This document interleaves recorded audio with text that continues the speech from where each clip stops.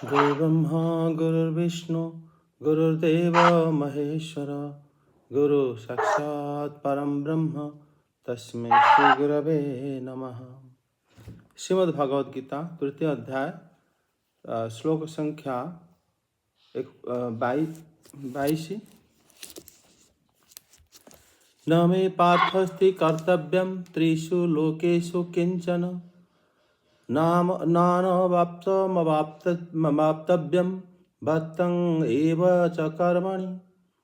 न मे पर्यास्ति कर्तव्यं त्रिषु लोकेषु किंचन नानवाप्तमवाप्तव्यं भक्त एव च कर्मणि।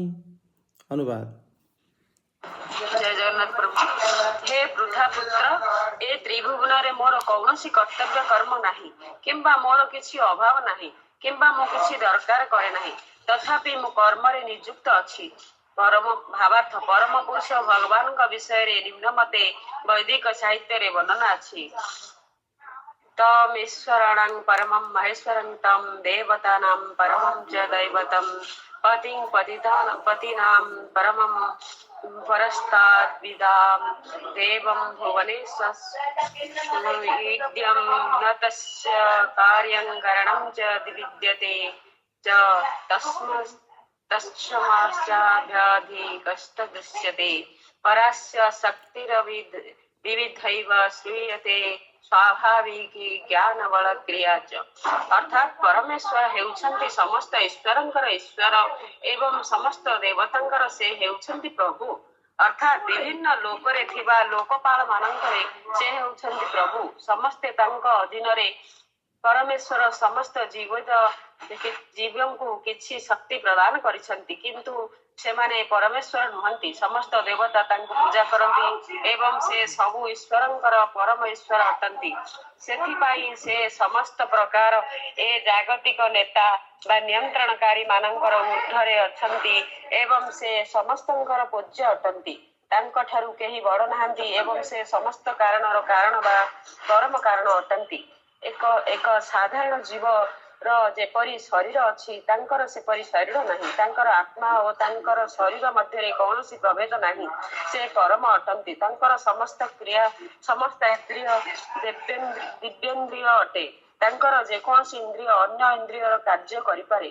तेणु तांको ठारू केही बड़ नुहंती किंबा तांको सहित समान नुहंती। तांकर अनंत शक्ति अछि एवं एथि जोगु तांकर समस्त क्रिया स्वाभाविक भावरे होई जाउछि। जेणु भगवानंकर सबु किछि परम ऐश्वर्यपूर्ण एवं ताहा सबु परिपूर्ण भावरे विद्यमान। तेणु परमेश्वरंकर किछि करिबा नाही। जहार किछि पाइबाकु अछि ताहार निश्चय किछि कर्म करिबाकु अछि, किंतु ए त्रिभुवन रे जहार किछि पाइबार नाही वास्तविक ताहार किछि करिबार नाही। तथापि भगवान श्रीकृष्ण कुरुक्षेत्र युद्ध क्षेत्र रे क्षत्रिय मानंकर नेता हिसाब रे युद्ध कर्म रे नियुक्ति अछंती। कारण क्षत्रिय मानंकर कर्तव्य हला विपद रे पड़िथिबा बा दुख रे पड़िथिबा व्यक्ति को सुरक्षा देवा। जदिओ से समस्त शास्त्र निर्देश वा नीति ठारू ऊर्ध्वरे, तथापि से एपरि किछि कर्म करंती नाही जा शास्त्र निर्देश को पालन करिवो। जय श्री कृष्ण। जय जगन्नाथ प्रभु। जय जगन्नाथ। धन्यवाद माताजी। एठी ए श्लोक रे श्री भगवान कहउचंती कि हे पार्थ मे कर्तव्यम न अस्ति, कि मो पाई कोनोसी करणीय कर्म माने एटा करिबा उचित से भले कोनोसी कार्य मो पाई नाही। कारण त्रिषु लोकेषु अनाव्याप्तम, तीन लोकरे मो पाई अप्राप्त कोनोसी वस्तु नाही। अवाप्तव्यम, प्राप्त हबार योग्य कोनोसी वस्तु किंचन न, एभली कोनोसी वस्तु नाही। तथापि भगवान कौन कहउछन ना कर्मणि वर्त एव च, किंतु मु कर्म रे प्रवृत्त होई थाए। जिनते भी माताजी अनुवाद पाठ कले भावार्थ सेथिरे कहा जाउछि कि भगवान अपरास्य शक्ति विविधैव श्रूयते स्वाभाविकी ज्ञान बलं क्रियां च। भगवान के पाखरे अनंत शक्ति अच्छी एक कथा सत्य एवं से शक्ति माध्यम ही सृष्टि स्थिति प्रलय आदि करती। किंतु इठी कथा है कि भगवान कर्म कहीं करती एटा हूँ मुख्य ए विषय श्री भगवान कहते। श्रीधर स्वामीपाद कहते कि अकरणे लोकस्य नाशं दर्शयति। यदि कर्म भगवान न करिवे ताले लोक मानकर नाश हबार संभावना रही थाए। कई कर्म करेनि, कर्म पुणी बंद हो सिथिपाई भगवान कर्म करते। एठी भगवानकर जेमिति आमे जानिछंती कि अनंत नाम एवं गुण अच्छी, सेथुरु भगवानकर नाम सत्यकाम, सत्य संकल्प। यही कारणरु समस्त वस्तु तांकर संकल्प मात्रे तांको प्राप्त हो जाए। संकल्प है इच्छा करवा मात्रे।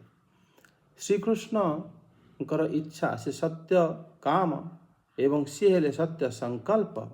सत्य से जहा किछि इच्छा करती से वस्तु तांको संगे संगे प्राप्त हो जाए।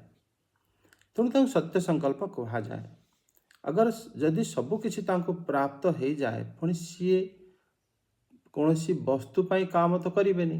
कारण तांको जदि कौन सी वस्तु आमे जेमिति काम कले आमको पैसा मिलिबो या आमे माने काम कला परे ही ये खाद्य पदार्थ तैयारी पारिबो, बा आमे माने काम कले घर हबो, बा माने काम कले रास्ता हबो, बा जिते आपण देखिबे तार गोटे उद्देश्य थाए। किंतु भगवान श्री कृष्ण सत्य काम एवं सत्य संकल्प अटंती। तांकर इच्छा करिवा मात्रे से प्रकार वस्तु तांको प्राप्त हो जाए। किंतु तथापि मध्य से कार्य करती, एटा बड़ प्रश्न। तापरे भगवानकर अन्य नाम है पूर्ण काम, आप्त काम। माने से जहा किछि अप्राप्त तांको पाई कौनसी वस्तु न थाए। तेणु यदि भगवानकर ए सबु तांकर विशेषण बा ये माने भगवान एई भली, ताहाले भगवान कर्तव्य करती एवं कर्म करती। ये बड़ प्रश्न कि भगवान कर्म कहीं करती। एठी श्री भगवान कहते कि माने कौनसी वस्तुर उद्देश्य रे भगवान कर्म करती नाही। कारण एता स्पष्ट कि भगवान युद्ध जीतवा पाई हो से गोटे कर्म एवं मानेकर भगवान तांकर सारथी थिले, सहायता करुथिले एवं श्री भगवान कौनसी वस्तु को प्राप्त करिवा पाई एभली कर्म करुछंती बोली एथिरे माने भूल प्रमाण होची। कारण भगवान हेले निजे आप्त काम, सी हेले सत्य काम, सत्य संकल्प एवं एभली तांकर गुण रही थिबारु ए सब तांकर निजर विशेषण बा निजर भगवानंकर ये सब स्वभाव रहुथबारु तेणु श्री भगवान कौनसी वस्तु पाइबा पाई काम तो करती नाही। ये तो माने प्रमाण हो जाउछि कि से कौनसी वस्तुर तांकर आवश्यकता न थाए। तथापि लोक मानंको माने रक्षा करिवा पाई बा सत मार्ग रे चालिबा पाई आ से मार्ग लोक संग्रह पाई लोकों को शिक्षा देवा पाई श्री भगवान कर्म करते। तेणु जगह माने श्री भगवान को एठी माने कहा जाइछि कि श्री भगवान कहते न मे पार्थस्ते कर्तव्यम त्रिषु लोकेषु किंचन। माने श्री भगवान न मे सर्वेश्वरस्य अवाप्त समस्त कामस्य सर्वज्ञस्य सर्व असत्य संकल्पस्य त्रिषु लोकेषु वेद देव मनुष्य आदि रूपेण स्वच्छंदतो वर्तमानस्य किंचित अपि कर्तव्यम अस्ति। भगवान समस्त भोग तांको स्वतः प्राप्त, से सर्वज्ञ, से हेले सत्य संकल्प एवं समस्त लोक माने बा देवता बा मनुष्य मानक रूप से भगवान धारण करी स्वच्छंद आचरण करती।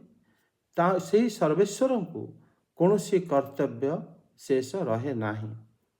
किंतु मो कोई माने कौनसी प्रकार जो वस्तु को प्राप्त करने पे भगवान कर्म करते नाही। किंतु तथापि जो कर्म करती सी हेला अथापि लोक रक्षा यही कर्मणि एव वर्ते। केवल लोक मान को शिक्षा देवा पाई कर्म भगवान करती। किंतु आमे मानकर कर्म कौनसी उद्देश्य रही थाए, किंतु भगवान कौनसी उद्देश्य रे कर्म हुएनि, केवल शिक्षा देवा पाई कर्म होता है। जय जगन्नाथ, हरे कृष्ण।